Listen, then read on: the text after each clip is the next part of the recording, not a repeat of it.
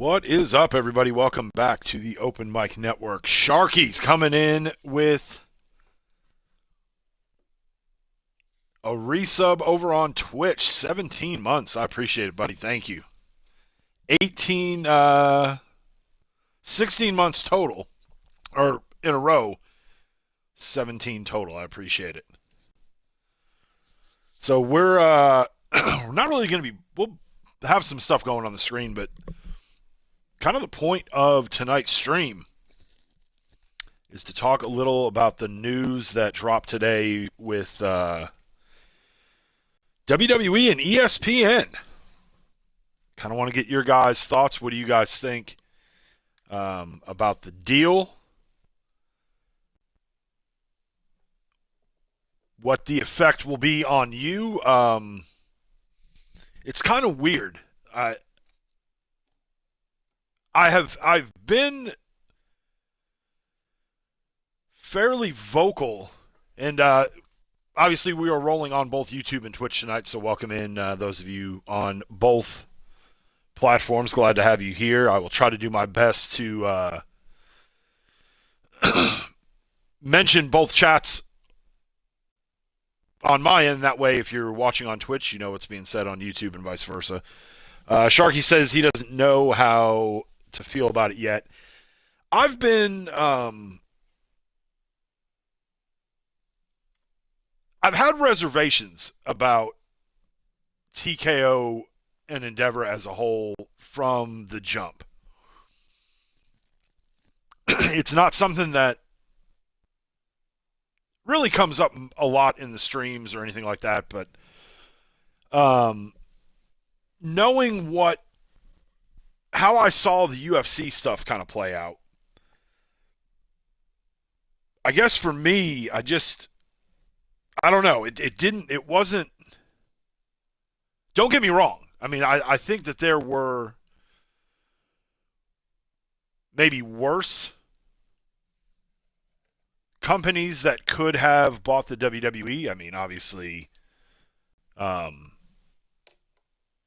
believe that TKO was a better option than the Kingdom of Saudi Arabia. I will say that. I think that was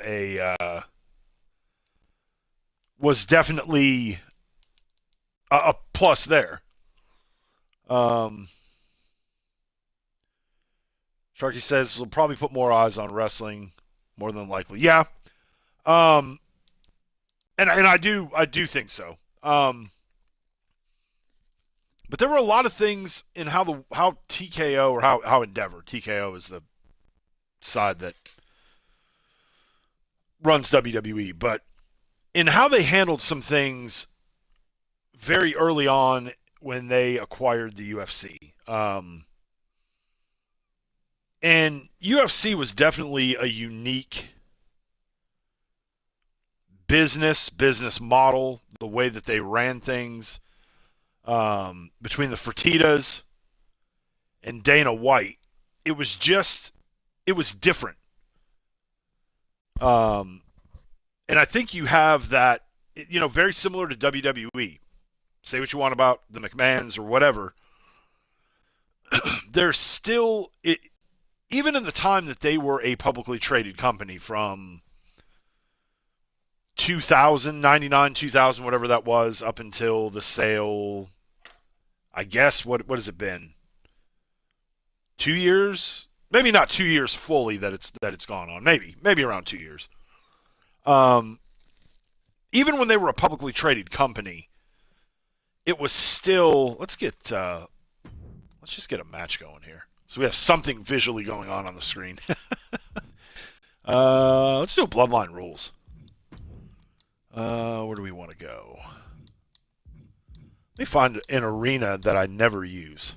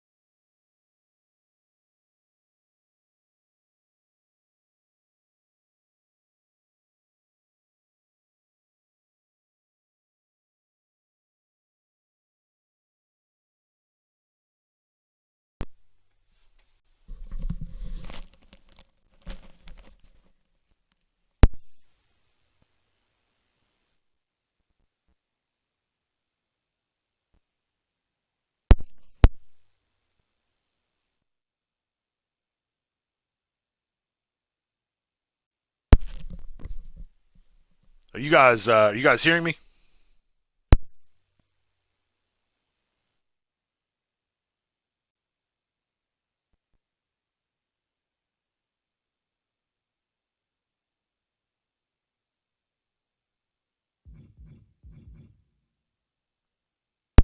All right, whatever was going on is now working. Okay, we're good. Um, Terry pisses him off so much he's never going to watch wrestling again. Good to see you over on the YouTube side, Terry. I don't really know.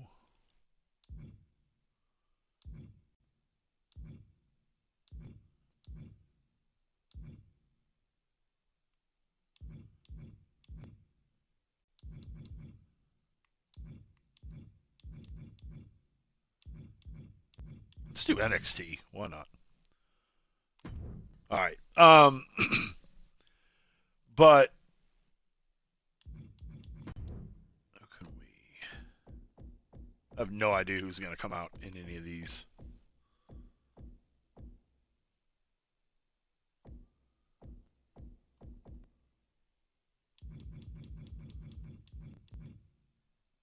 Do Roman Reigns and we'll do Cody.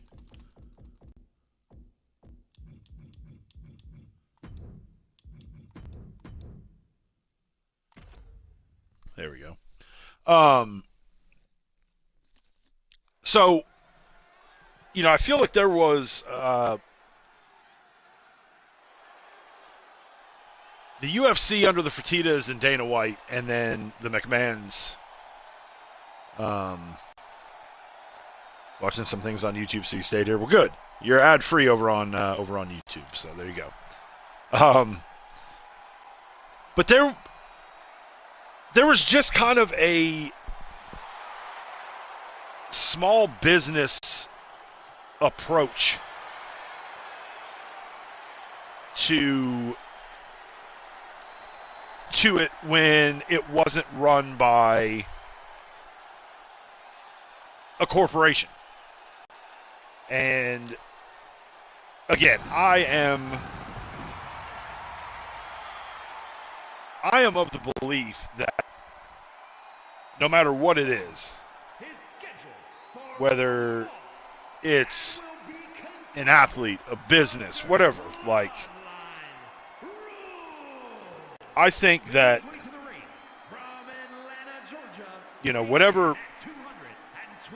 whatever you can make, I think that the market should dictate whatever your value is, whether that's a company, an individual, whatever the case may be. I think that, I'm never going to fault anybody for trying to make money with a business that they work in, a business that they own, whatever the case may be. I feel a little differently when it's I don't want to say they're not venture capitalists, but like when it's more of a corporation than an individual, sometimes that tends to, and we've seen it with TKO, like, constantly in these press releases or post-show media scrums, if you want to call them that. It's, we broke this record, we sold the most ads, the highest grossing this, the biggest gate that, most merch sold here, highest grossing event for merchandise here, the biggest event held in this venue for whatever the thing is, and that's great. But I also think that it's a little bit skewed in that ticket prices now are higher than they've ever been. Merchandise is more expensive than it's ever been.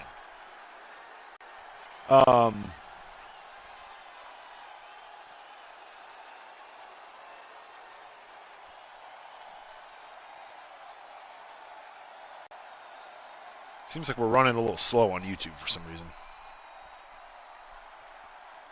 All right, I'm going to, if you guys are watching on YouTube, I'm going to stop the, well, maybe it's all right. Maybe Roman just walks really slow. Let's see.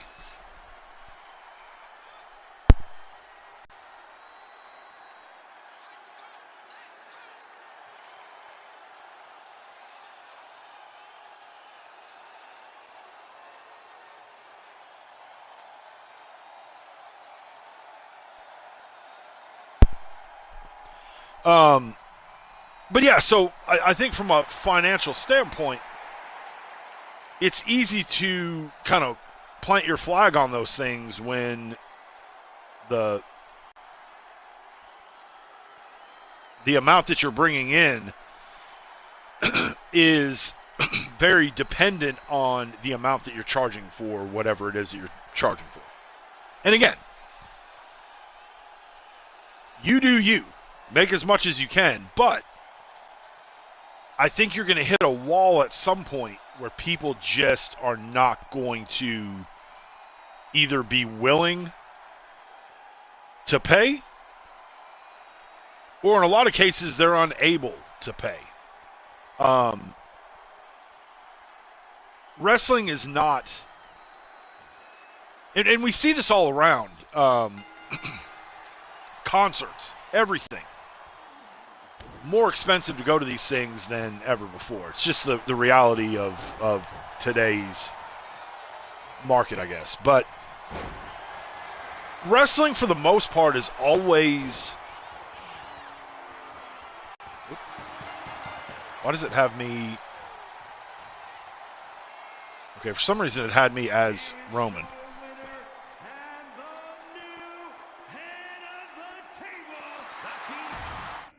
We're going to try that again. For some reason, it had me as Roman. I'll tell you what, we will just do, let's just do a battle royal. Or what could we do here? We'll do a War Games match, 4-on-4.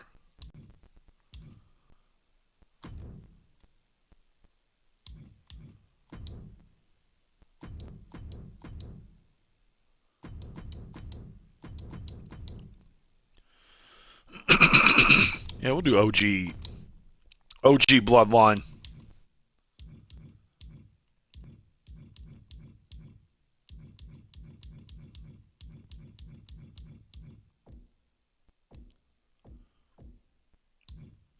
Let's do like a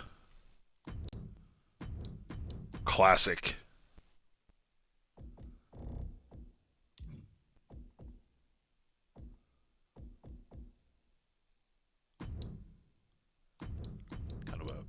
Greatest hits team here. Gotta do Stone Cold.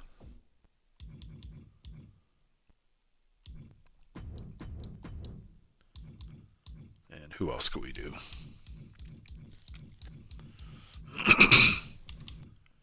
I never use Shaq. We'll put Shaq with him.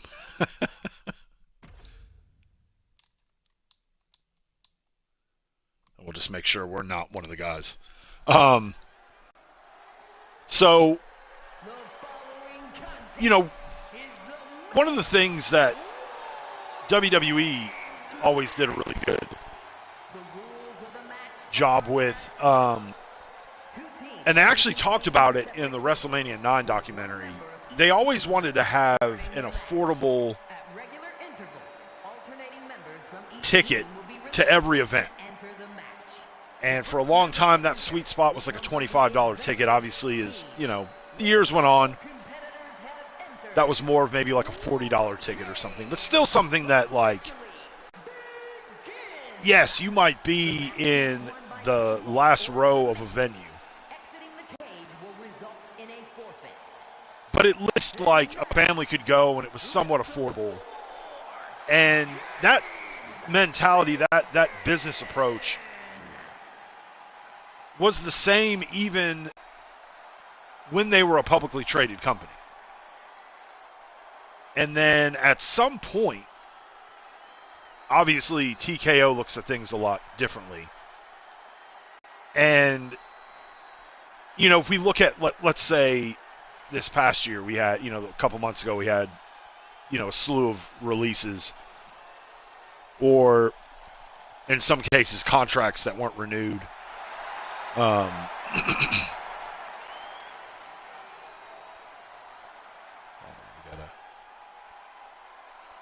Gotta say,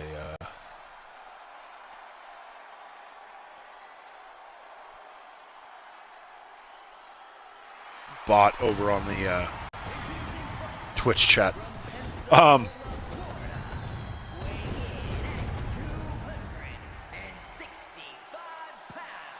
But we have the releases and stuff, and that's not anything new. Every year there's a slew of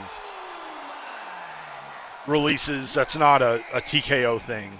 But I feel, especially in this past year, where they've gone on and bragged about, record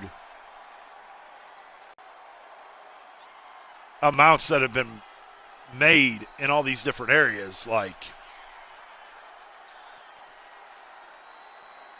in some cases, I think that it does benefit people if they do maybe go, get released and have an opportunity to go somewhere else and maybe recreate themselves in a way that makes them a more desirable talent. Obviously you look at, these weren't releases, but like Cody left and, he came back. He left a mid-card guy that was as high as he was ever going to go. And he comes back. A star, a main event guy that he wouldn't have become had he not left. Drew McIntyre the same way. Drew was a guy that, they wanted to get, they saw something big with him. And he did get released. He went away, kind of redid the Drew McIntyre character. Came back and, won a Royal Rumble, main evented at WrestleMania, was a world champion on a couple of occasions. And so, I do think it does kind of benefit you sometime to go away. You look at R-Truth.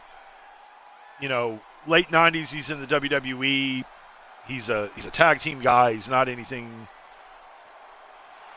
really special other than the fact that he comes out, he does these raps. But it really wasn't until he, TNA started. He goes to TNA, cuts a couple of promos that, here we go. I don't know why it keeps trying to put us in control. But, he cuts these promos that were really kind of ahead of their time. And he has a pretty good run in TNA, ends up kind of going back to doing the comedy stuff, goes to WWE, and then kind of becomes a comedy act. But anyway, and then now he's a beloved member of the roster. They decide to not renew his contract. I don't know that they thought that the blowback was going to be as big as it was. They try to play it off like, oh, you just got to keep watching the show. It's all part of the show. Like, it's not all part of the show. I think that they realized very quickly that they made a big mistake by not bringing him back, by letting his contract kind of run out. And they fixed it. I mean, they did listen to the fans. They did overcorrect. What's up, JR? How's it going tonight, buddy? But it's just, I don't know. The whole TKO thing is just a different animal to me. And so it wasn't something that I was really optimistic about as wow, this is going to be great. In my mind, and again, this isn't anything new. I've said it here in the past, this is something that could potentially be a huge negative, not for them as a business, not for the wrestlers themselves, but for us as fans. And we've kind of seen that. We saw, JR, perfect example. WrestleMania this past year in his backyard. And you couldn't, tickets were ridiculous for faraway seats. And again, they'll beat their chest and say, highest grossing this, biggest gate there, whatever. But there's a reason for that. It's because, again, the ticket prices are more expensive than they've ever been.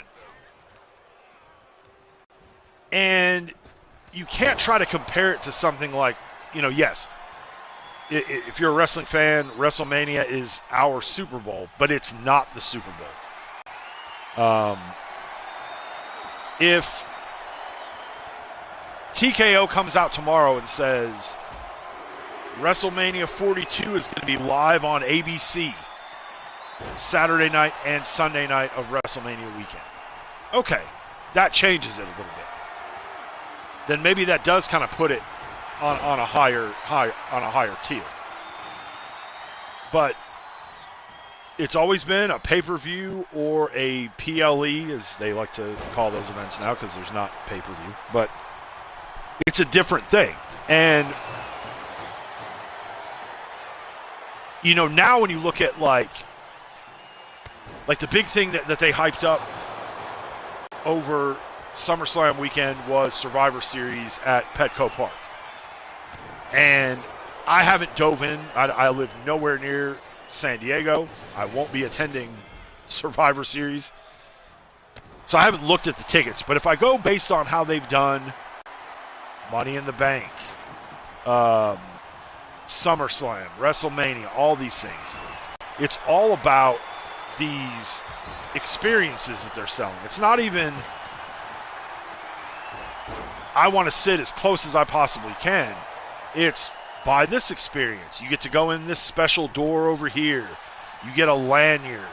You get this. You get greeted in a suite by a legend and then somebody current on the roster, whatever it may be.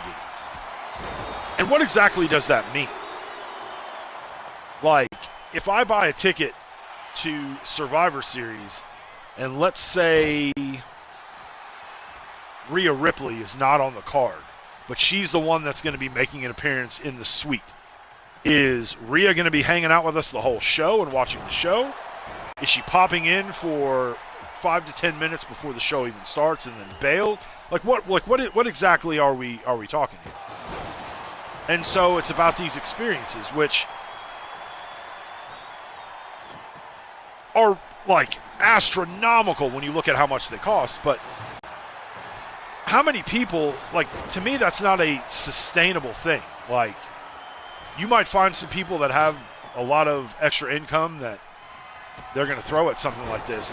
That's not something that's going to be a reoccurring thing. Because more than likely, whatever the setup is, it's probably going to be a little disappointing. It's not going to really be what you think it is, maybe what you're thinking it's going to be. But, to me, that's not a sustainable model, I guess. Now, if you do something like that, which, look at one of the things that they've gotten rid of, which I guess isn't a big deal in the grand scheme of things. They got rid of the house shows. And so I do think that from a wear and tear standpoint, that's a good thing. But I also think that, I'm kind of old school in that the house shows have kind of traditionally been events where maybe some things get tried out before they're put in front of a TV audience. House shows have also been a place where certain talents have really grown their fan base based on what they do in the live event shows. But I think it also kind of gives some of the talent some extra reps to work in front of a live audience. And I know that they feel that they get that when it comes to NXT, but it's not the same.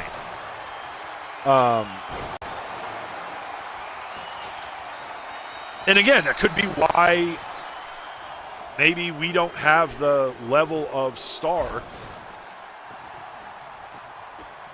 that we maybe had 15, 20, 30 years ago.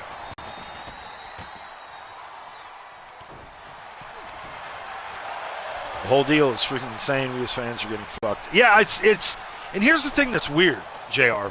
Yeah, because obviously we're more specifically talking about the WWE ESPN deal tonight. But I just kind of wanted to preface all that, like, to say it again, like, I don't think that this TKO thing is going to be a good thing for us as fans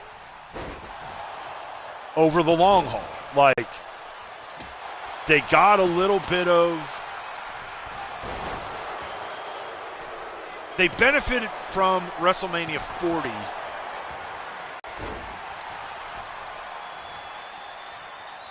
with everything kind of just like, everything kind of came together just right. Like, they were riding high off WrestleMania 40. You had a story that people were basically invested in for 2 years, a year and a half, 2 years. And then while all that's going on, the TKO thing is announced. They take over. I think that they value, because there is a history and a relationship with The Rock, they kind of value him a lot higher than he probably is worth. And that may not be a popular opinion with a lot of people.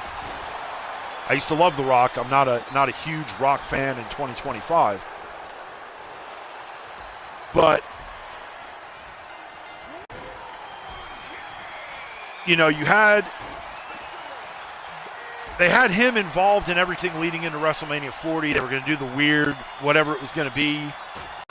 And then the fans absolutely shit on it because that wasn't what they wanted. That wasn't what we've been conditioned to believe, that the Royal Rumble winner goes on to go after a championship at WrestleMania. Then it was like, well, you know, Cody comes out and says, well, you know,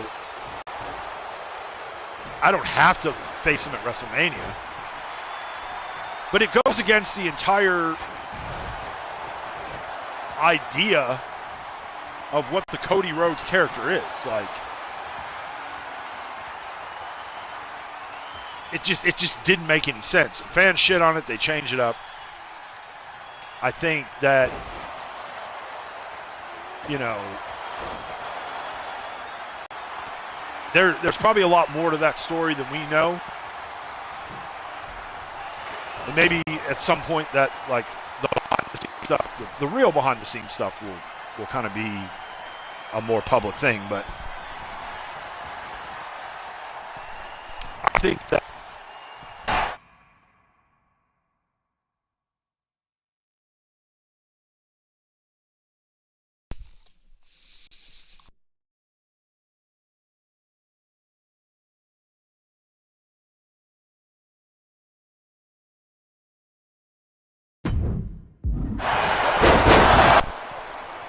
sorry, we had a dead battery pack there. You know, you have the... So, again, the WrestleMania 40 was like... The fan base was all like... It was a perfect storm that came together.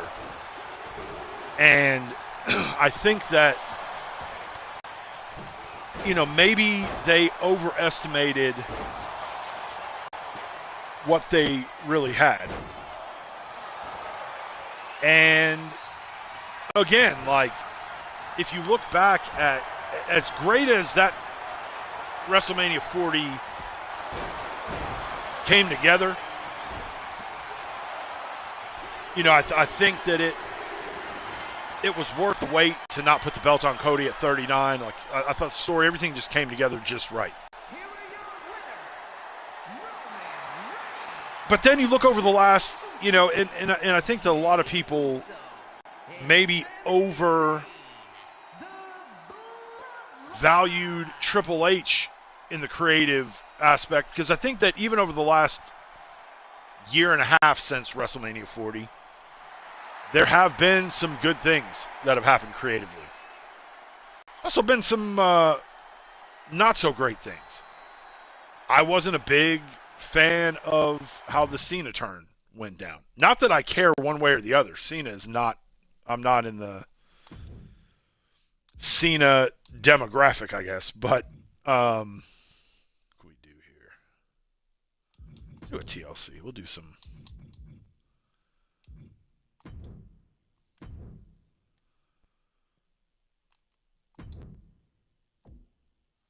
Let's get the women involved.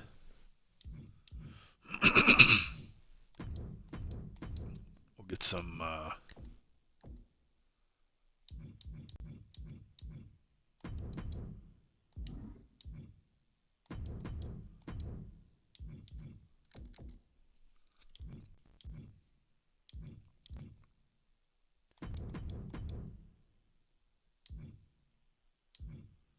put some legends in there.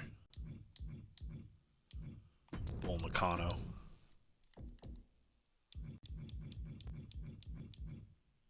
Yeah, we'll put Stephanie McMahon. There we go.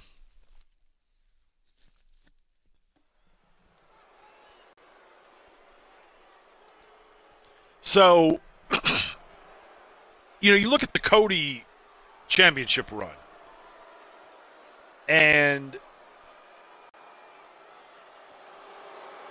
I don't know, like, to me, I don't know that it was a great run over the course of that year. But I don't put that on Cody. I put that on, you know, your champion is only as good and only going to be as successful as who you've got trying to chase them down. And while they had a few feuds that had some potential, the AJ Styles one, the Kevin Owens one, none of them really, like, delivered even remotely close as what we had with Cody chasing Roman or Seth chasing Roman, KO chasing Roman. Any of those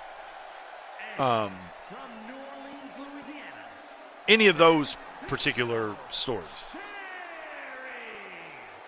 But again, the John Cena thing, like, I wasn't, like, overly crazy about it in the sense I just didn't, like, I didn't think it was as good as everybody was trying to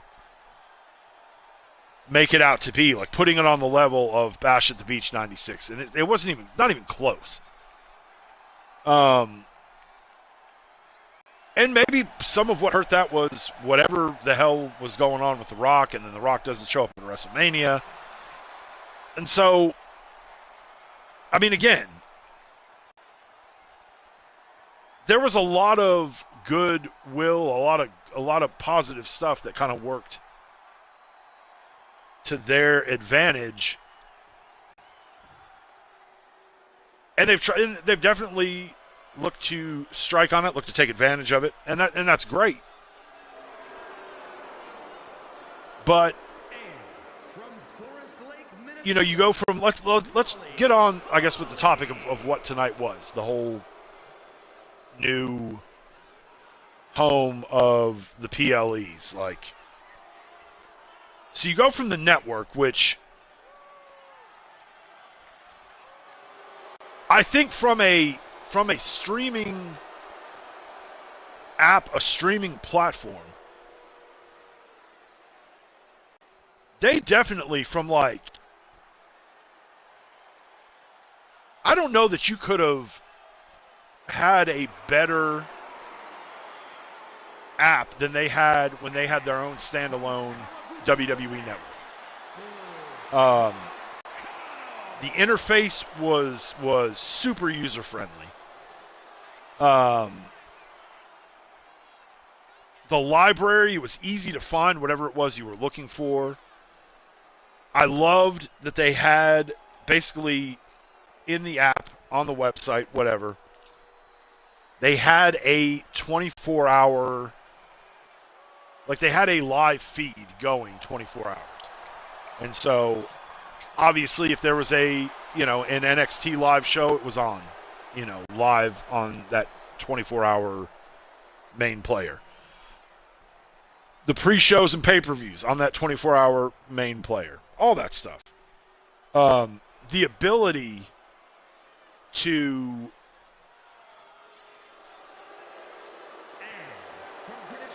let's say, like for me on Saturday, SummerSlam started here in the Central Time Zone at 5 o'clock.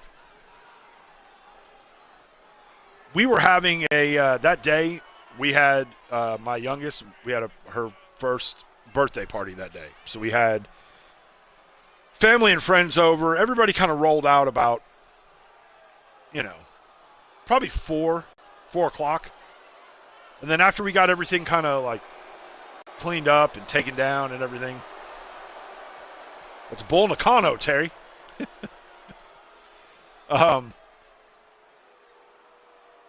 It was probably like 5:45 before I was able to like sit down and start watching. Of course, we're assigned to somebody. Who are we assigned to? Trish, of course. I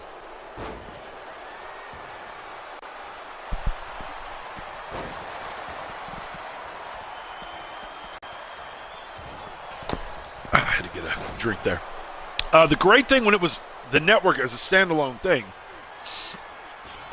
you could pull up SummerSlam 2025, go to hit play, and it would give you the option to join in live or start it from the beginning,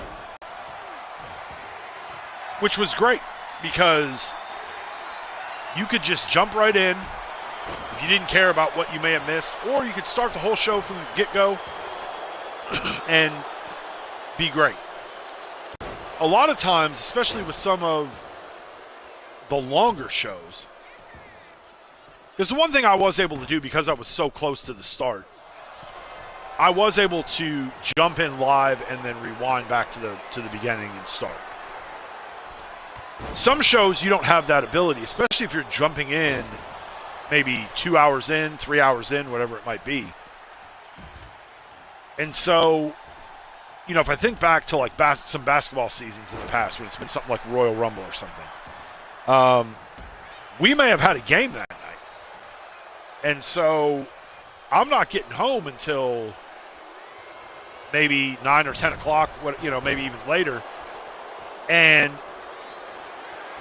if it was a show that went long, on Peacock, you would have to like wait for it to end and for them to like re-upload the replay. And sometimes that would be 30 minutes after a show would end. Sometimes it'd be over an hour. It kind of depended on whatever, whenever it got added as a replayable video. But I understand why they went with Peacock. They went from basically running their own network that, to their estimations, didn't have the subscriber base that I think that they thought that they would. And some of it could be the timing. To me, WWE 2014, 15, 16 wasn't great. It was okay, but it wasn't like prime time creative. It was a lot of Brock Lesnar. It was a lot of babyface Roman Reigns. You know, some authority sprinkled in there, all that stuff. But it didn't have the subscriber base that I think that they were hoping over that period of time, however many years it was, 5 or 6 years, whatever the case was that they thought that they would have. And so they partner up with Peacock. And from a financial standpoint, I do understand it. Because instead of having a standalone app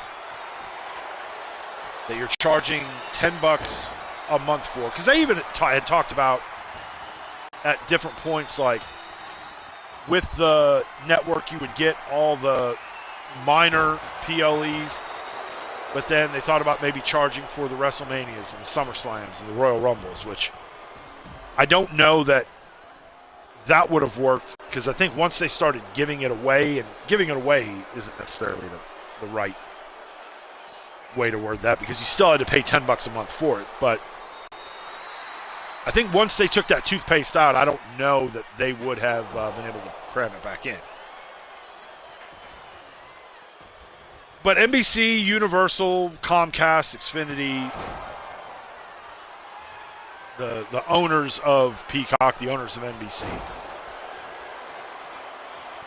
go to WWE or they shopped it around or whatever, offered them, like, we will put your WWE network, your content on our platform. It'll work generally the same. Your viewers will just have to subscribe to our streaming service, but everything will be included. They'll be able to watch the stuff. They'll be able to, do whatever. And so I get it from a business standpoint. Instead of basically standing out there with a sign, please subscribe, and trying to get people to monetize your stuff that way, somebody's basically writing you a check. And it doesn't matter if 500 people watch a particular stream or 40 million. Doesn't matter. You're getting paid the same.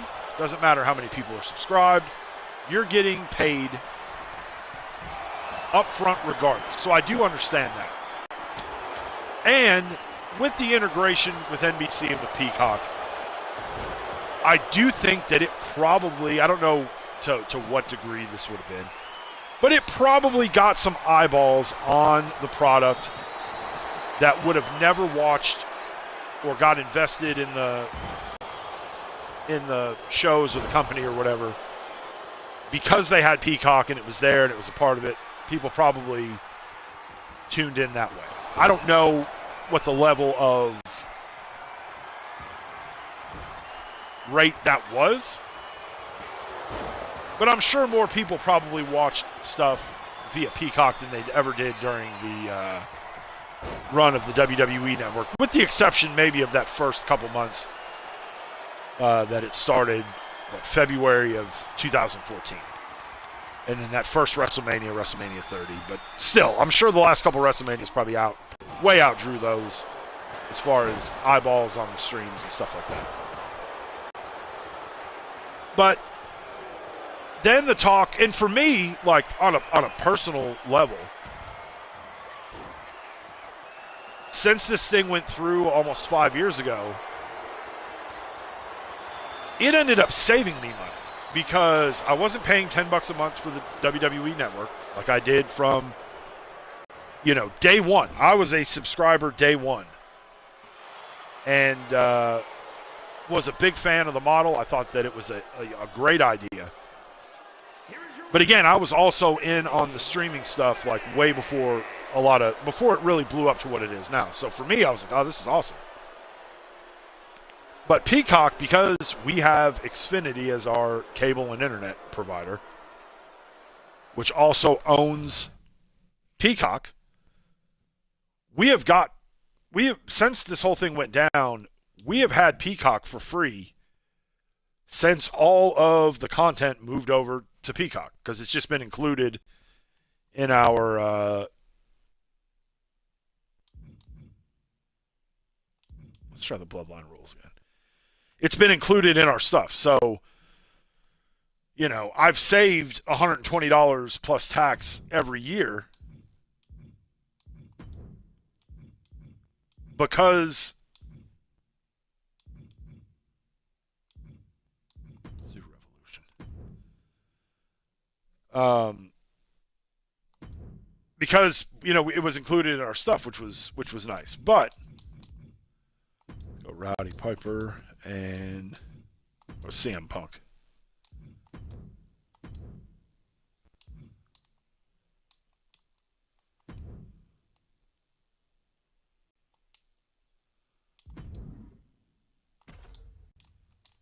I guess there's any way I can change. So financially, it was great for me because we're already paying for the stuff and didn't have to pay an extra $10 a month.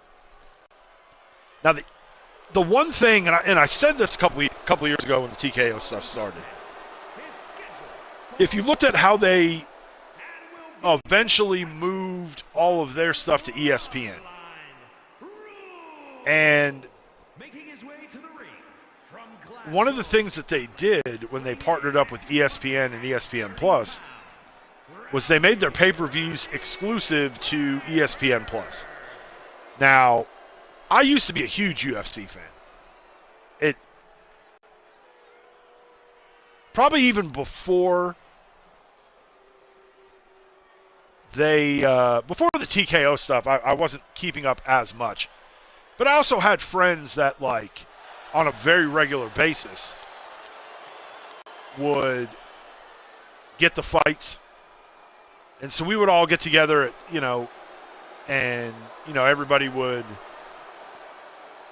throw in on the pay-per-views, and we'd order some pizzas, have some adult beverages, and just hang out. And so at that time, I was keeping up a lot more with the product, and over time you just don't I'm not going to drop $70-$80 at my house on a UFC card. But I also think it was a different product back then. Every time they would have a pay-per-view, even though I wasn't a hardcore fan, I knew just about everyone that would have been on a pay-per-view card.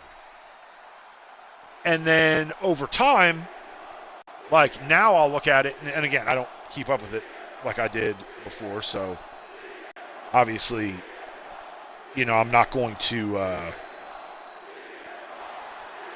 be as familiar with people. But I'll look at and this has been like this for years, you look at the card, and I'm I might know one or two names or something. I'm damn, it's really...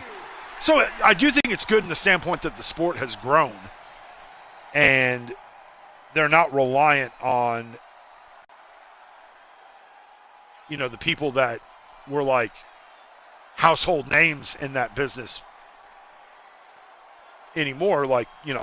Now they've got a huge roster of fighters that they can kind of pull from, and they're obviously doing good. But the one thing that I thought was really screwy about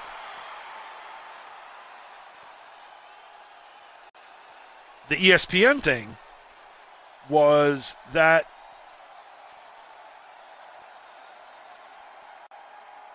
you had to be a subscriber to ESPN Plus to then order the pay-per-views. So if you're paying $80, $90, whatever it costs for a UFC fight now, your people that religiously will buy the fights every month, then you're basically saying, well, to do it now, you can't just get on your cable box and order it.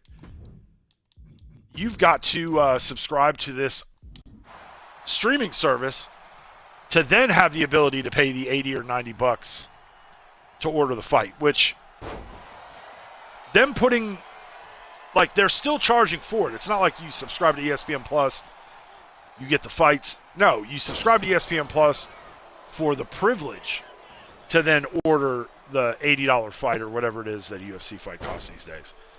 So that I thought was, I always kind of thought that was a very scummy way to do it. And when the TKO stuff happened, I kind of thought that ESPN would be a logical potential partner down the line. But I also kind of in the back of my mind thought, like, where I never thought that WWE could go back, like, again, we'll use a toothpaste analogy. They took the toothpaste out of the tube by including all the pay-per-views in the network. For them to, like, go back and try to then charge for it again, in my mind, I thought, as much as I don't think that would work, TKO's kind of, Endeavor's kind of one of those companies that wouldn't shock me if they tried to do that. Now, what we kind of learned today, which is kind of been all over the place,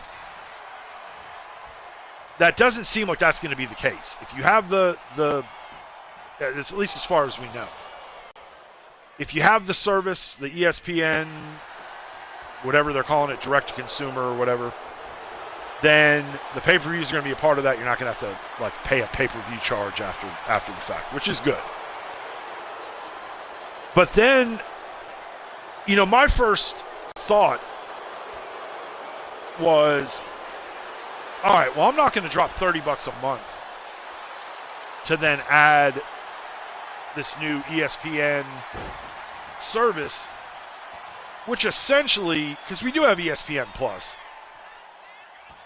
but we don't ever watch it. Like, it's just part of, like, a bundle of whatever. But there's really nothing new, because it's the way that this new $30 a month service is going to be is it's essentially set up for people that have cut the cord and don't have cable, don't have ESPN. So you're going to get the whole roster of ESPN channels and content if you don't have an existing cable service already. And so my first thought was, all right, I guess we'll go the route of a VPN. And we've already got Netflix. We'll just use the VPN to get Netflix from Canada or Europe or wherever, anywhere outside of the U.S. that gets their WWE network. It's all on Netflix worldwide with the exception of the U.S. And I guess I kind of thought, because they already had that in place worldwide, that would be the logical place that the network would eventually move. They would just go to Netflix. They've already got, that was quick. They've already got that stuff pretty much laid out everywhere except the U.S., so that'll be where, where they go with it. But I know that there have been a lot of people that have used the VPN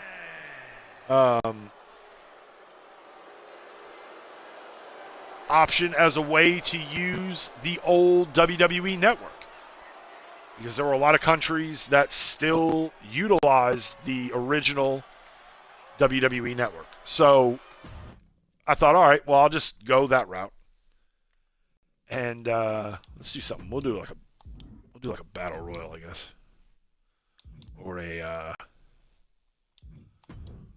let's do an underground.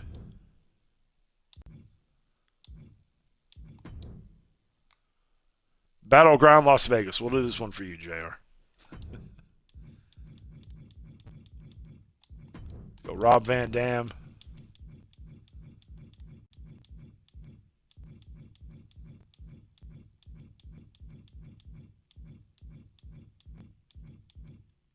Let's go Rob Van Dam and the Sandman. We'll do a little ECW match here.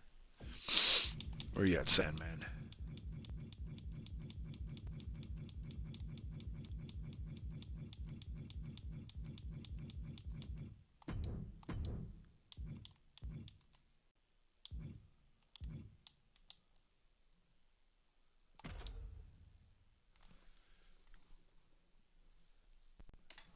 I just have to remember to switch the controls. So I was like, all right, I'll go that route. Well, then I kind of read a little bit more. And then I saw, it was pretty much like a thread on Twitter by the sports guy, which I didn't know they even had a sports guy, on CNBC, which is like the financial channel that does like the stock market and all that stuff. And so he had a thread of like stuff, and he was like, I guess he's got an article or something that's coming out tomorrow about the, you know, the impact of the deal and all the stuff, like a full breakdown of everything.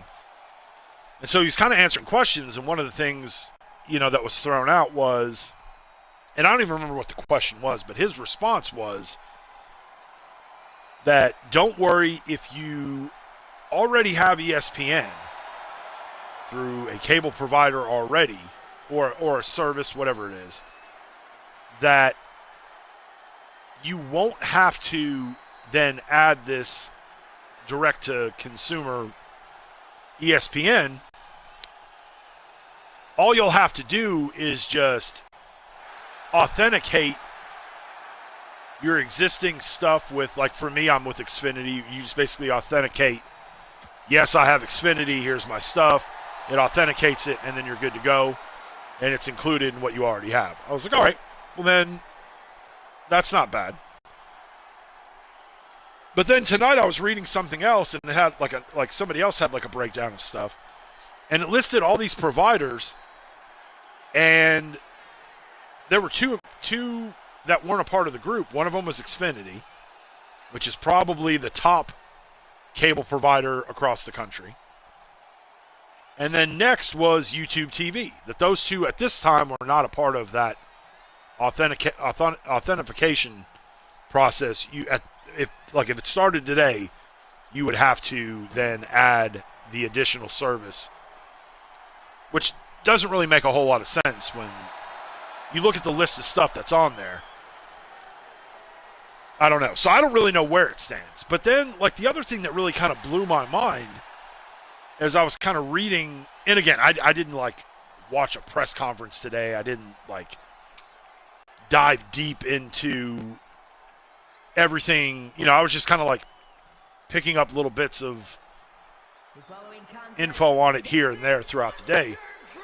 But the thing that kind of blew my mind, and I saw a lot of other people mention this too, was like, in the event of like people that already have ESPN through their cable provider and stuff like that, if that's included, why would that not be one of the main things that they're pushing? Because initially, like, the first thing I saw was that it's moving to this service. The service is going to be $30 a month or $299 for the year. That was like the big thing that was pushed out. And so, again, I'm not paying for Peacock, but a lot of people are. So if they're paying, and I don't even really know what Peacock costs a month, $10 a month, $12, 15, whatever it might be. When you hit people with that, for the people that are already paying for it, or the people that are Xfinity like me that don't pay for it, right away, like, the thing that you're, like, kind of beating your chest on, and again, this is probably to, like, get your investors, you know, wet in the panties maybe, I don't know, but it was that it's going under this umbrella for $29 a month. So the initial sticker shock of that, you're looking at that and you're going, so if I'm paying $10 a month for Peacock, you're telling me it's going to cost 3 times now what I'm paying now. And we don't even really have a clear idea, like, is the WWE network, the old library, moving over to this ESPN thing? Or is it just the live PLEs? And the way they made it sound was that it's 10 PLEs a year. So then where does the NXT content go, the PLEs? Do they stay on Peacock? Do they move over to Netflix? Where does the old library of stuff go? And by the old library, I'm not just talking WrestleMania 1 through 41.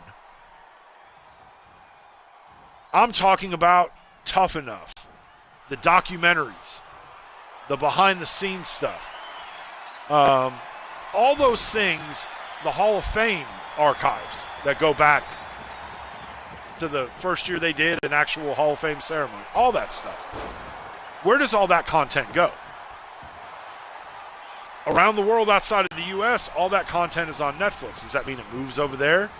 Does Peacock retain what they have? They're just not going to carry the live PLEs, but they will still carry Saturday night's main event when it's live. So there's a lot of stuff there, but if you're saying that in the case of somebody that, a household that already has an ESPN subscription with their TV provider already, why would you not lead with that and say, hey, right now we've got, and again, I don't know what the number of subscribers to Peacock is. Let's say it's 50 million. I don't know if that's probably not, that's probably a way overestimation, but we'll just say 1 million. There are 1 million subscribers to Peacock. That's probably way too low, too. Okay, 30 million. 30 million subscribers. We're going with 30 million. And I say that because I know that there are 60 million, I think the stat that I saw today, there are 60 million households in the U.S. right now that have traditional cable or streaming TV of some sort. But I think that 60 million might be like Xfinity, Charter, Dish, DirecTV, those type of, AT&T, those type of things. So if you know that you've got 60 million households right now that are already subscribed to ESPN through their TV package, if you're trying to get your investors excited and everything else,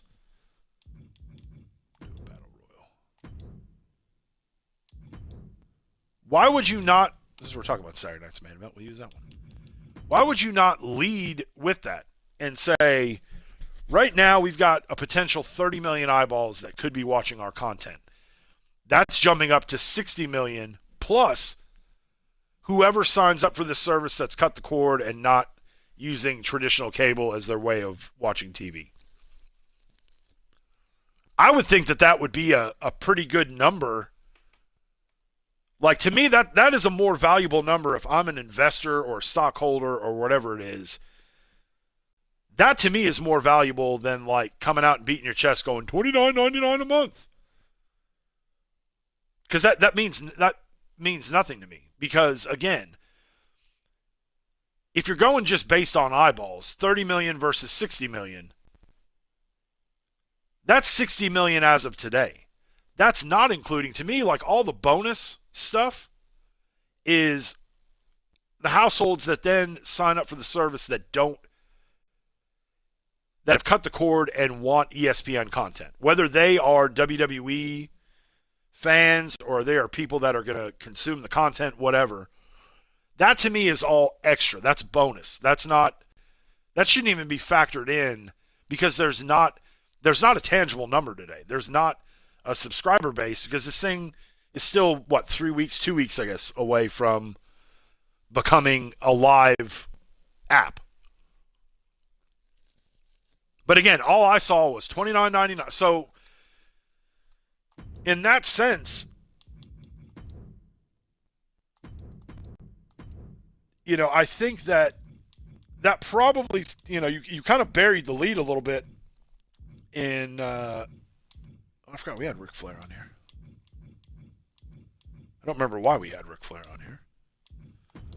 Put Randy in there. We won't put.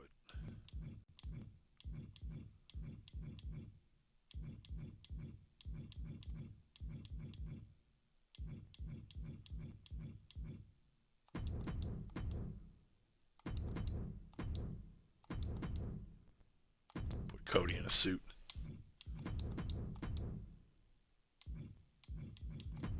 No, we'll go Seth.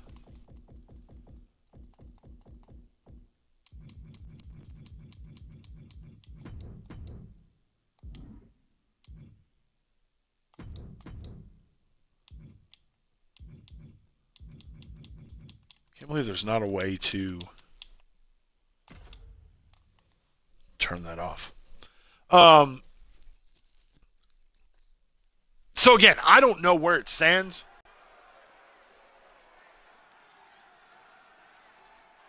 But they've definitely doubled what they're getting paid for through ESPN versus what they were getting from Peacock. It went from like 100 and something million a year to like 350 something million a year from ESPN, which is like the grand total is like a $1.6 billion over the course of the next 5 years.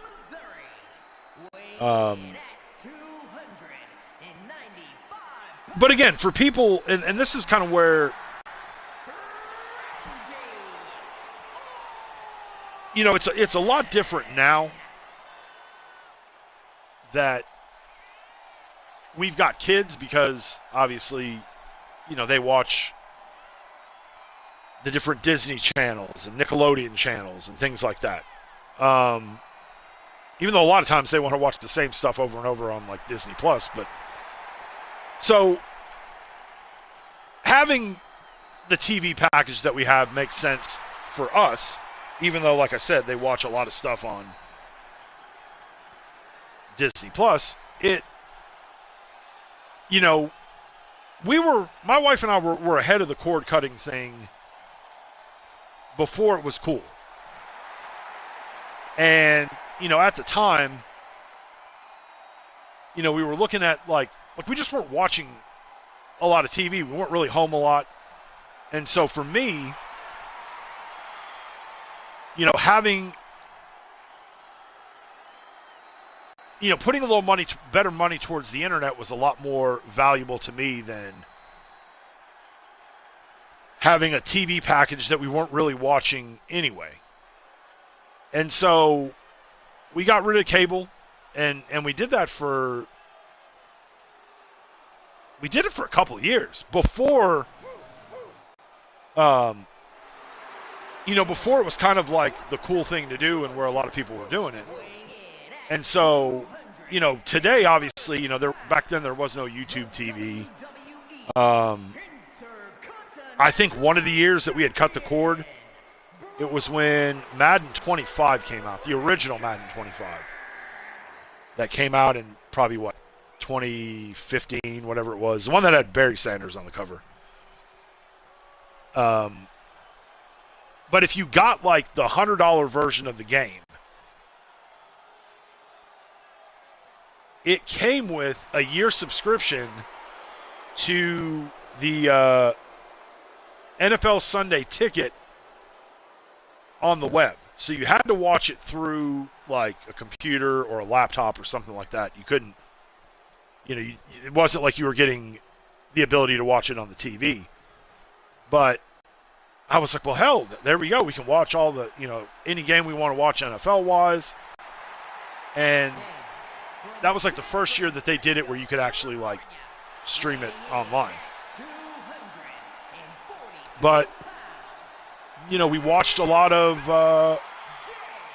we got hooked on, at that time, you got all the basic channels, the ABC, CBS, NBC, Fox. I went and bought a digital antenna. And with that digital antenna, we were able to get, I remember Ion was a channel. And one thing, they would do marathons every day of Criminal Minds. So we got sucked into Criminal Minds. Obviously, Netflix was a thing. So we would watch a lot of shows on Netflix and stuff. And at the time, we had a place here in town that still rented DVDs. So when we kind of got hooked on Criminal Minds, I was like, all right, let's go. Let's start from the beginning. So I went there, got like the first season. We knocked those out. And did that with a lot of shows, like just going and getting them, binging them on DVD. But the thing that always sucked during that time, and I'm wanting to say like the WWE Network, that was one of the things that I had while we didn't have cable at the beginning. The one thing that always sucked was the sports, because more and more stuff was moving over to ESPN. The NCAA tournament started playing games on True TV and TNT and TBS. And so, there were a lot of sporting things that we were missing out on. And so that always sucked. And then, at one point, the big thing was the Android boxes. The Leo boxes, I think, is what I had. Like, you could buy this box and hook it up to your TV, and you would get TV from around the world, and it would be, you could get the Sunday ticket games on there. You could get Major League Baseball games from around the country and all this stuff, like movies. It had all this stuff on there. That wasn't a long-term answer by any means, because it felt like there were times where it worked, times where it didn't work. And then it eventually just kind of sat underneath the TV and collected dust. But then at one point, like, there was something to where, like, Xfinity sent us something. They were like, hey, because you have internet with us, you can come and get these small little receivers that'll, you'll get, cable quality, ABC, CBS, those channels. That, you get that are the local channels. And when we did that, like, we got, like, everything. Like, we got ESPN, we got the news channels, we got all the, we weren't getting, like, it was like a, channels up to, like, the 90s. You weren't going up into, like, the hundreds or anything, but so we had that for a while, and then I think it was, like, we eventually added, like, HBO was, like, an extra, like, $5 a month or something. And then, look, we ended up just getting a better, we ended up going back to cable just because of the sports thing. Like, everything was moving to cable, and, we've been there ever since. But I know that there are a lot of people out there, and it could be some of you that are here hanging out with us tonight that are in the cord cutter world. Like, you do everything streaming, and it's not even like now. Where this was more like in the beginning, more of a younger demographic that was doing it. Maybe people that were just out of college or whatever that didn't have the extra couple $100 for, TV and all that other stuff. They were like, all right, I'll get a good internet, and I'm just going to use Netflix and Hulu and HBO Max and all these things to get my content. Older people are doing it too. My wife's aunt and uncle, they got rid of TV, and they do everything through, like, streaming apps now. And so I think what we're coming to, there's a lot of people that are like, and even today I've seen a lot of people talking about how, like, ESPN going out on their own like they are is going to be like a huge nail in the coffin of cable. And the problem with that is, and we've kind of seen, maybe it's a greed factor. I don't know. But you're starting to see where if you really tally up all of the streaming services you need, you're not really saving anything when you really get down to it. You can get lucky. The one thing that we have done, my wife and I have done for years, is every year around Black Friday, Hulu does a Black Friday sale where you can sign up for a year service for like 99 cents a month. But you can't be a current subscriber. So like last year I signed up for it. Then, my wife would sign up for it the next year. And then because I wasn't a subscriber when it rolled around again, then we would just go back and forth. And for, $12 a year, whatever it is, we got Hulu. I've done that the last couple of years with Paramount, where you can get Paramount for like $2 a month for a year, or you can pay $5 a month for a year, and it would include Showtime. So you would get all that stuff with it too. So there are ways you can kind of, save a little bit of money. I know Peacock would always do some kind of a yearly sale like that where you could spend $30 for the whole year and get it, if you paid it all up front, get it for the whole year. But you look at something like HBO. HBO was its own thing. It was, HBO Max, because HBO and Cinemax were under the same umbrella. So you had the HBO Max experience. Well, then they ended up moving all of the Warner Brothers Discovery stuff under that same umbrella, and it was Max. And so I know at one point Discovery was its own thing, and I don't know how they did the Warner Brothers stuff, but it was all like they moved it all under one thing. Well, now they're breaking that off again after 2 years or whatever it's been. And all of the Discovery stuff is going to move off on its own again. And that'll include all of the sports stuff. So like right now, like during the NCAA tournament, obviously all the games that were on the TNT channels, and True TV, TBS, those were all on Max. And it even had an option if you were watching it on Max where it would do like the split screen boxes of whatever games were live at the time. And you'd get them up there and, you could have it all up at the same, on the same screen.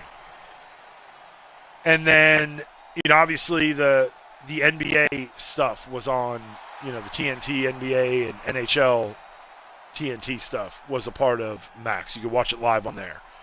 AEW was live on Max over the last year or whatever it's been. But all that's now going to be separated under another thing. So I think we had Max. I think the Black Friday thing this year was like 6 months at like maybe $3 a month, $4 a month, whatever it was. I don't even remember. And then when that 6 months ended, there was still some stuff that we were watching on there. Plus, it's got, right now, at least until it all moves over to Netflix, it's got all the Sesame Street stuff, which the kids don't necessarily really like. They love The Count, so if it's anything with The Count, they want to watch, but The Count isn't like a super popular character in 2025, not like Elmo is and some of those other ones. But so we kept it, and it was only like $10 a month or whatever, which isn't horrible because there is the live TV aspect of it too. But so now if there's stuff that you watch on there that's not going to be a part of HBO, it's going to be a part of the Discovery thing, that's going to be another monthly charge for people that want to keep up with that kind of stuff. And I know Paramount split. I think that the Showtime stuff is still a part of it, but they've done something with their thing. I know Fox has come out and said that they've got a new service that's coming out that is going to be like $20 a month, where you can watch the live NFL games through that. So in the end, like, what are you really saving?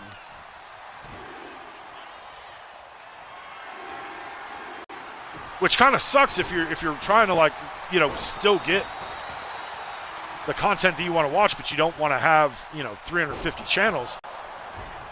you essentially go from paying one bill a month to like 8 bills a month for all the different, which is just insane.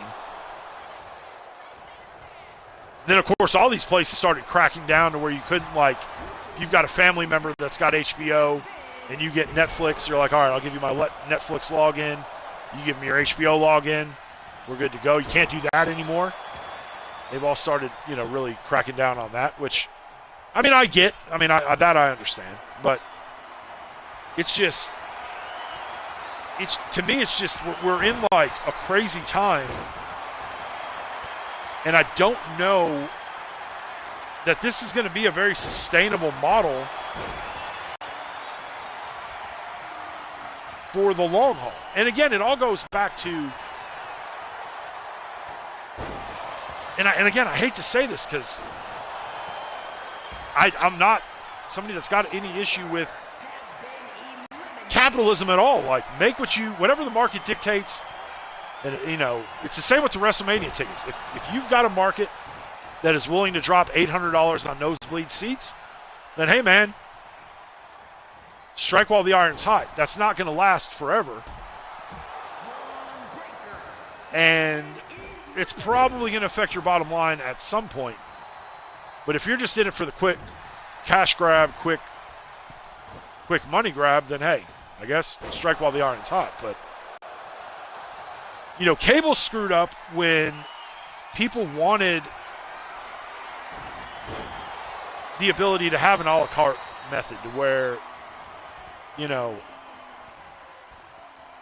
there are people that may only want news channels. They have no interest in sports at all. Well, tailor a TV package for them. But they know they can't do that because there are a lot of channels that wouldn't justify being in existence if they weren't bundled with something else. And that's probably why they won't do that, probably why they haven't done that. But it's the same with the NCAA. Like, for years, I was always in the camp of, should active players be getting paid? My opinion, no. Because there is a very valuable piece that comes with a scholarshiped athlete, and that's the free education. And you can look around. There's a lot of people in our country right now that are severely in debt because of student loans, because college is so expensive. And so if you have the ability to get a degree or go to college and not have to pay for it, that's a huge thing. Now, while you may have some people that go on to the pros, that's not really the realistic thing for 97% of college student athletes are not going to go pro. But the fact that they are getting their schooling paid for, to me, I thought was like, hey, plus they're getting a per diem for food or things like that. But then you watch how the NCAA operates, and the fact that they didn't want to try to, like, operate in a maybe a more, like, straight up way. Like, you can act like, it's, we're a nonprofit. It's all about the kids. It's not all about the kids. It's all about TV contracts and although, those kind of things. And so, since I'm in the video game space, you look at something like NCAA and,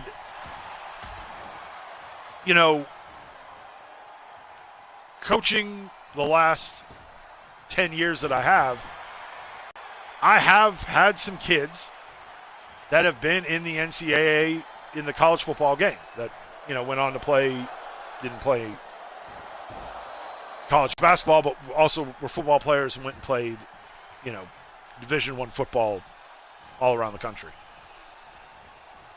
And they got, like in last year's case, a free digital copy of the game and like $500 or $600, whatever it was, to, basically give their name, image, and likeness for EA to use, which for a lot of those kids, like, maybe for the Arch Mannings and stuff like that, it's not that big a deal because they know that there's a lot more money coming down the road. But,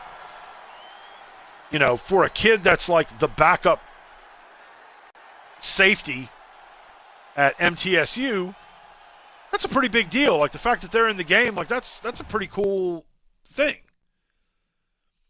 But I think they could have avoided all this stuff 10 plus years ago, when they shut down after 14. Obviously, they couldn't pay the students directly. The NCAA wasn't going to budge in any way. And in college football, NCAA was a high-selling game every year. And this is where EA was stupid. EA should have went to the NCAA and said, look, we know you don't want to pay players, but what if we set up a trust of some sort? And we go to every team in the country and say, all right, you've got 100 kids that are on your football roster. We want to put them in the game. We want to, obviously we've already got the rights to use your logos and your stadium and your fight songs and mascots and all that stuff. So since we can't directly pay the players, every year that a player from your team is in the game, we're going to put X amount of dollars in a trust, in an account. And if a kid plays 1 year and then doesn't come back, or plays all 5 years, or is a red shirt and then, stays for a total of 5 years, however many years they're in the game, they get X amount of dollars for every year. They can't touch that money until their eligibility is done or they're done playing, whatever the case may be. And you can even dangle the carrot of, you're walking away, you're not going to play anymore, but you still have 3 years of eligibility. If you get into this trust and then a year from now decide, you know what, I think I want to go back and play, you lose your eligibility at that point because you went and took the money out, whatever the case may be. But you're paying the guys, yes, they can't get the money today, but you are paying them to, they will eventually get something down the line. Why EA didn't think to try to do, present it some way like that, I don't know. But, and I really don't know even how we got on the on the subject of the NCAA. I guess just the greed factor of the cable companies. But let's do Pat McAfee, and who we put him in there with? Let's put him in there with China. I don't normally do the we'll do Doink. Everybody loves Doink here at the Open Mic Network. But again, that's probably why the cable companies didn't offer some sort of like an a la carte thing, because if you really look at it, there's a lot of channels that are subsidized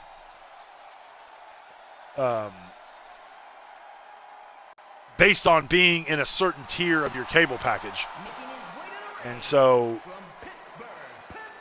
they don't want those channels to die out, so they kind of force you to take them. And then they get a certain percentage of everybody's cable bill or YouTube bill or whatever. And so, yeah, I don't know. I think that if we find out that if you already are subscribed to ESPN, you're already in, then I think there's a lot of people that are probably going to save a lot of money. But again, for the people that don't have cable of any sort and do everything off of the apps and do everything going down the cord-cutting route, $30 a month or $300 a year, that's a pretty big pill to have to swallow if you want to continue watching the WWE PLEs on a monthly basis. So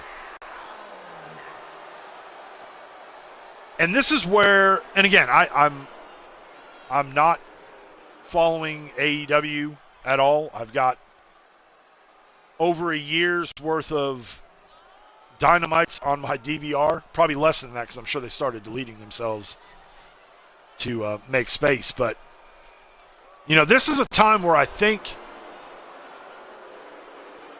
if they were smart, they could maybe tap in to some of these people in the next couple months that maybe are going to feel like they're a little bit left out based on how this deal kind of comes together. Maybe not. The following contest is an ambulance match. Maybe they don't have the ability to do the smart thing. I don't know.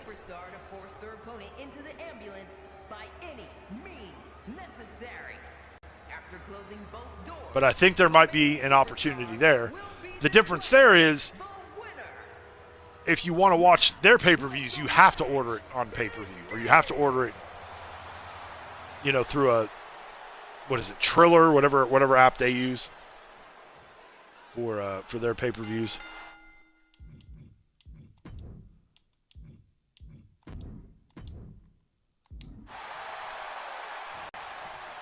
So then you kind of run into the same thing. Like, you can watch the content, but then if you want to, that's where I thought maybe that the HBO thing, if they would have put all their pay-per-views under that umbrella.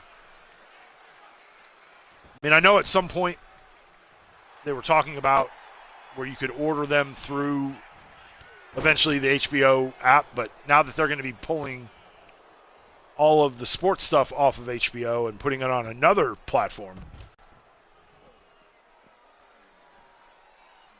I don't know.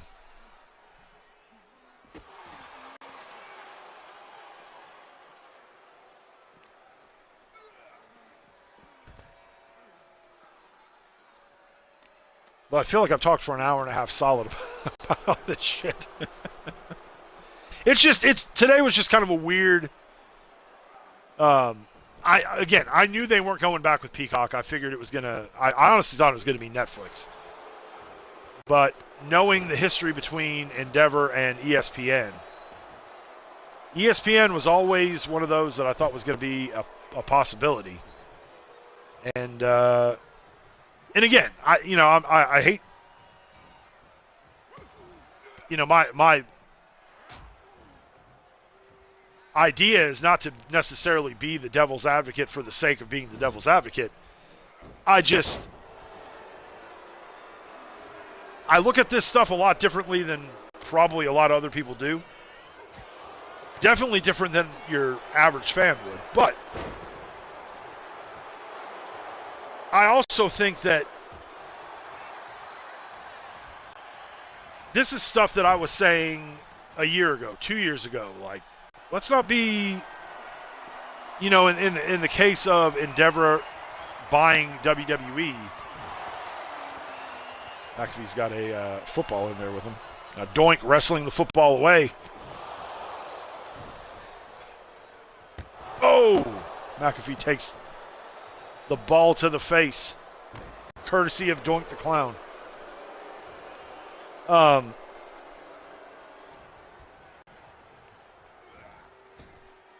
I think another thing that maybe kind of helped them get a lot of goodwill early was a lot of the stuff with Vince. And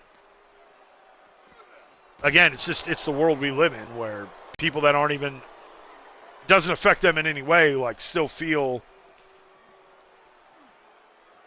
that it does have something to do with them or whatever. And, sometimes,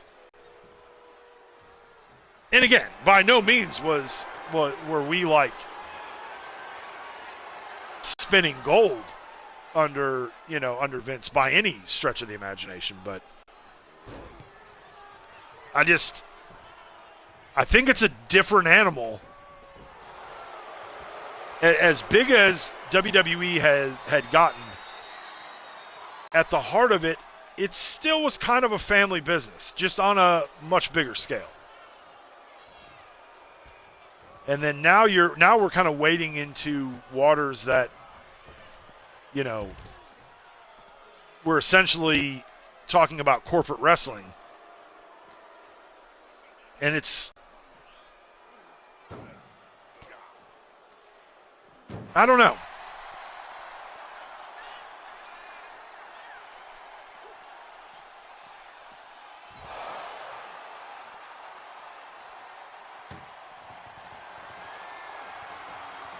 You know, it's like something this weekend. You know, my brother-in-law works for UPS, and I know they've got some weird shit going on with UPS now. I don't even pretend to know like what. I just know that there were something where they were offering people buyouts and early retirements and stuff like that. But you know, one of the things that that I had kind of said to him was, I was like, the crazy thing is when you get, and it was probably having to do with WWE, is probably what it kind of all was kind of started around. But in the case of a place like a UPS, they will have, let's say they'll have, and again, I'm not trying to get into executive pay and all that other shit. Like, at the heart of it, I really don't care. But like, if they would have a situation where, let's say they've got an executive that makes $500,000 a year, and they're like, well, we need to kind of help our bottom line. We need to trim some off the books. So let's let go of 10 drivers that make $50,000 a year, but yet you keep the one executive that makes $500,000 a year, and somehow that math in their mind, while it does equal dollar for dollar, I don't know that when they make those decisions, they really think about like what the effect of getting rid of those 10 are versus the one executive that on a daily basis probably isn't making much of an impact on the overall like function of the business. Because you get rid of those 10 drivers, well, then that means that those 10 drivers and their routes get spread out to somebody else. It's not like the one executive is going to go, all right, I'm going to pick up the slack and deliver, you know, to these people. But again, it's that same mentality with that we kind of see, and I think that, and maybe I'm wrong. Maybe I'm, you know, in the big picture, it's not gonna matter. But I think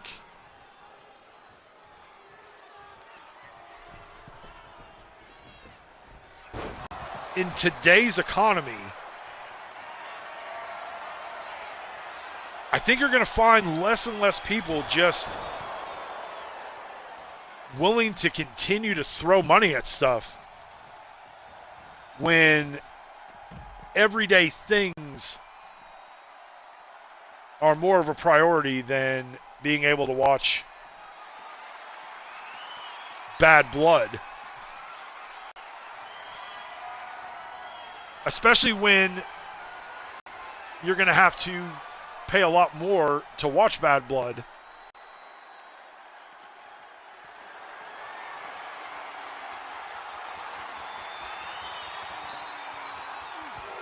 And the shows have slimmed down. Like, we're looking at, you know, here lately, like, what, 5-6 matches per PLE? And I know in their mind, you know, they're trying to sell it as, well, it's quality over quantity. But let's be real. Has the quality really been there? If we're really being honest. No, not really.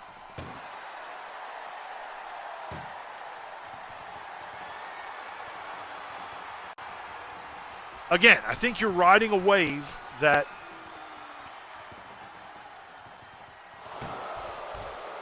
for a short time was a legit thing. I don't know that that's really the case anymore.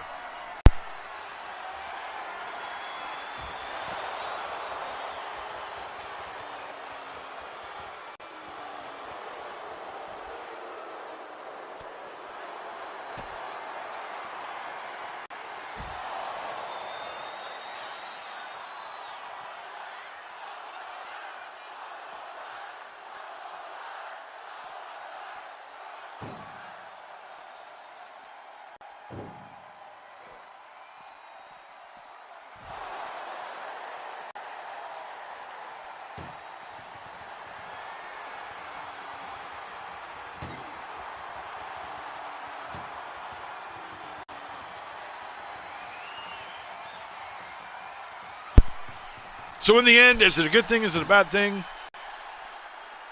I guess time will tell. I guess we'll have to see how it plays out. But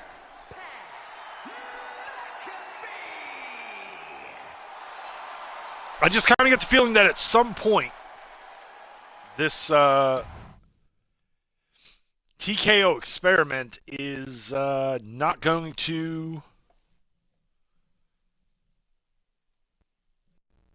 maybe be all that people maybe think it's cracked up to be. Maybe. Maybe not. Maybe I'm wrong.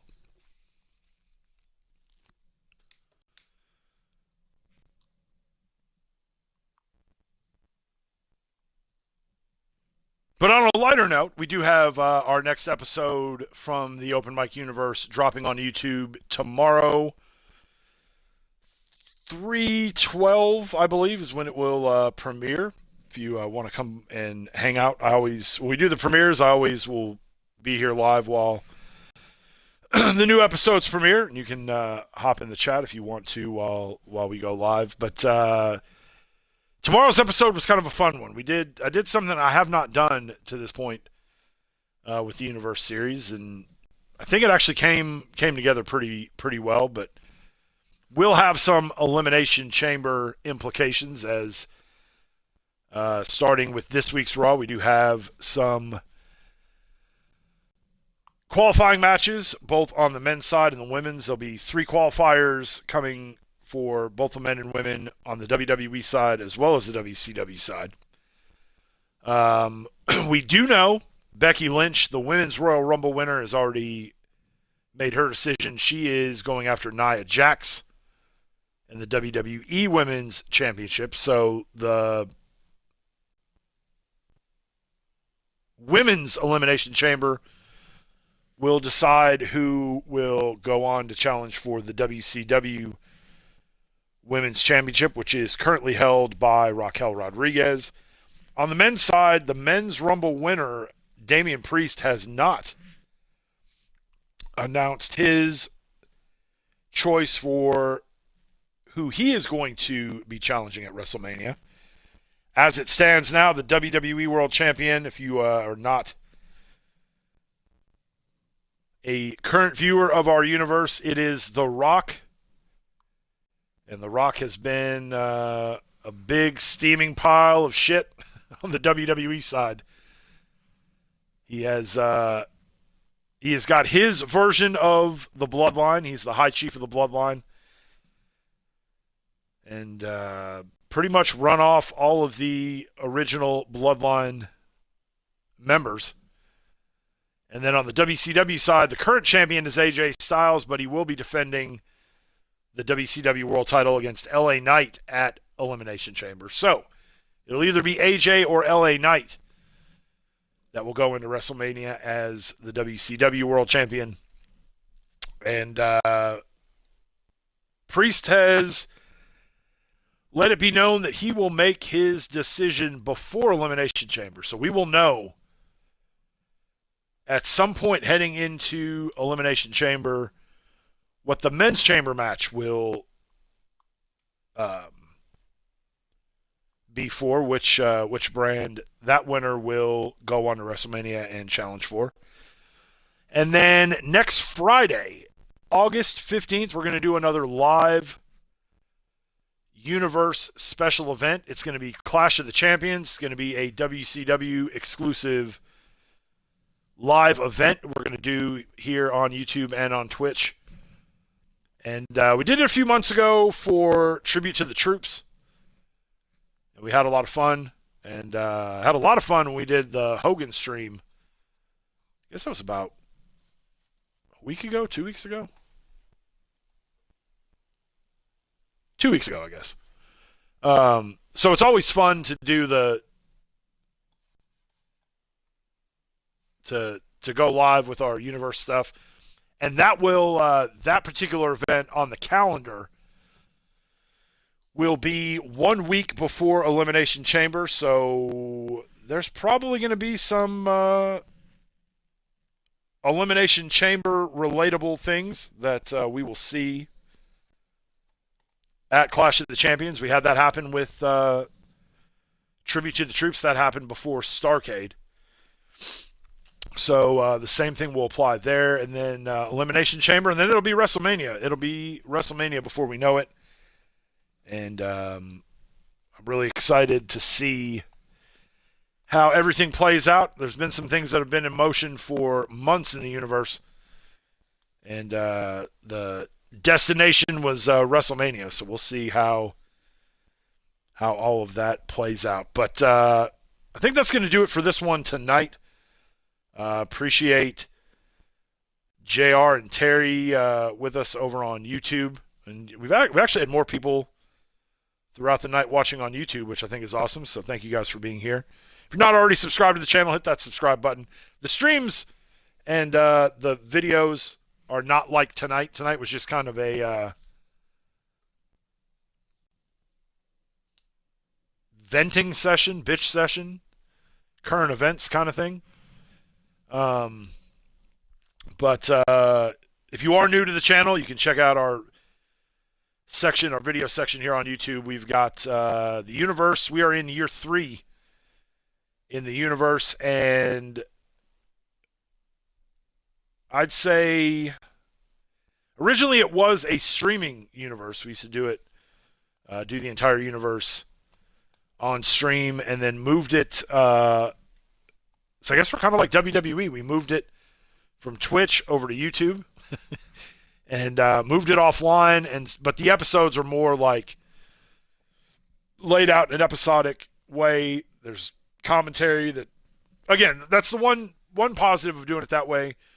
You know, we don't have, I do miss the live interaction with everybody in chat, but the episodes are very episodic in how they're laid out, and the commentary that goes with it as well. So check it out. We have got probably 8 months of episodes, universe episodes, and new episodes come out every other day. So we're pumping out content on a very regular basis. I don't know how many other universes here on YouTube that are putting out content that regularly. Probably there are times where I kind of question my sanity or wonder, like, should we maybe space it out a little more? And as we go, I mean, the YouTube realm is still kind of a new playground for us. So we're still, figuring stuff out as we go. But, so yeah, you can check that out over on the main channel page. But like I said, August 15th, 10 p.m. Central Time. So if you are on the East Coast, that'll be 11 o'clock your time. If you are on the West Coast, like our guy, not necessarily on the West Coast, but the western part of the country, like our guy, JR, who is out in Vegas, that will be at 8 o'clock your time. And then if you are watching from somewhere outside of the great United States, I have no damn clue what time it would be by you. But here where I am in Nashville, it'll be 10 o'clock my time, Central Time. So we would love to have you join us for that and interact as the universe action plays out.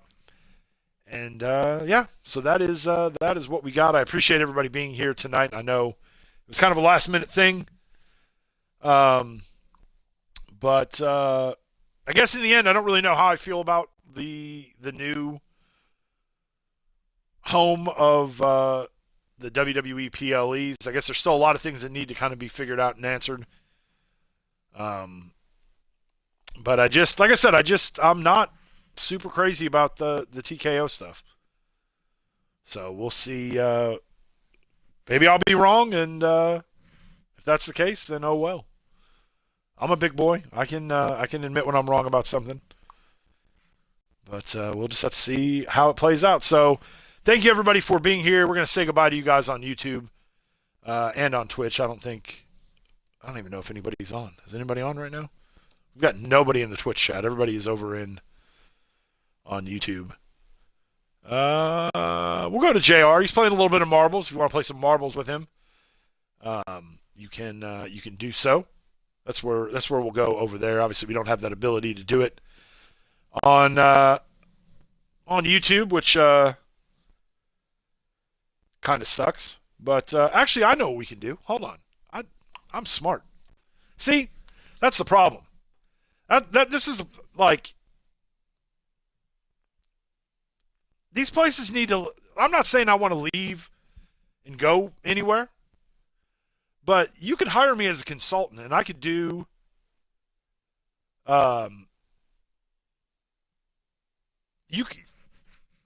We've got this. So for those of you that are watching on YouTube, while we don't have a raid option,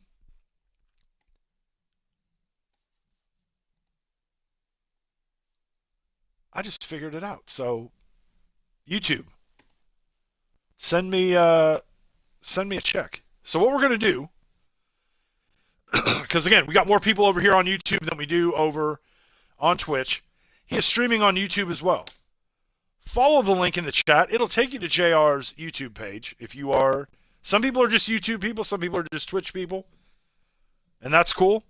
Follow the link in the chat. That'll take you to his channel here on YouTube. You can play some marbles with him there, and then we'll just raid him over on the Twitch side, and you can watch him over there. So I've just solved live streaming here on YouTube.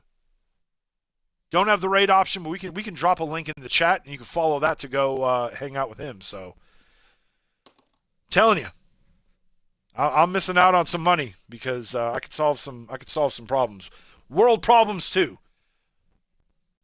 We don't know who's running for president in 2028. Maybe it needs to be Mike. Maybe, probably not. I don't want to leave my house. So that's a bad idea. Don't write my name down. I don't want to leave. But anyway, I love you guys. Thank you so much for the support. Yeah, go check out JR on YouTube, and we're going to raid him over here on Twitch. Check out Raw tomorrow, 3:12 p.m. Central Time. That next episode will premiere.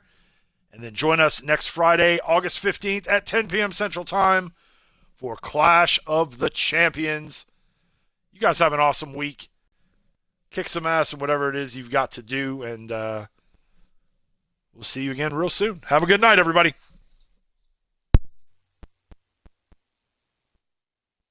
Oh, my bad. This is not my first stream. Also, a big shout out to our guy, Sharkies25, who resubscribed for the 16th consecutive month, 17th month overall. He hit us with that resub right when we went live. I know he is, I don't believe he is still here. We can look and see. He is not, but definitely appreciate him for resubscribing to the channel, especially when the streams have not been as regular as they were before, but definitely appreciate our guy Sharkies25, and I think we're going to give, I know the YouTube videos are a little different. We're going to give him a shout out on the Nitro video, I guess. Nitro or Thunder this week, because we appreciate his support over on Twitch. But you guys have an awesome week. I love you guys, and we'll see you again real soon.